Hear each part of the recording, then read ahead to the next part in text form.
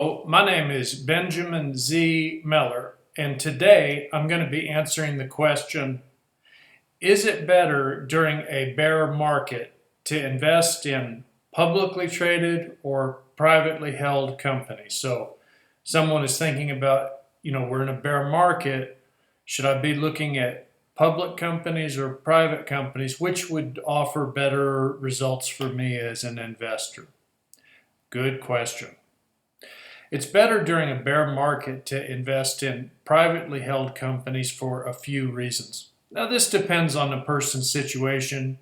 Everybody has a different situation. I'm just going to point out a few things that can be favorable.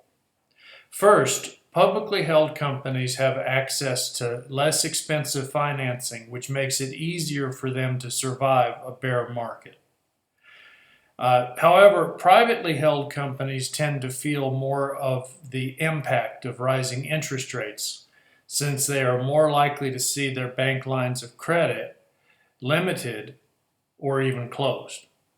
As an investor, this gives you a good deal more leverage to negotiate less expensive share purchases, and your money essentially is valued more than in a public company.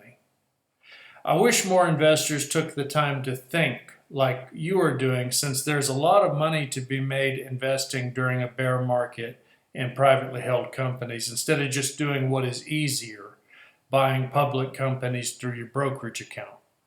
It's one of the sad things in life where people are so addicted to liquidity and not having to do any work that they just flock to publicly traded equity, even though if they got up and worked, they could make a lot more money by looking at deals that are a bit farther out of their comfort zone.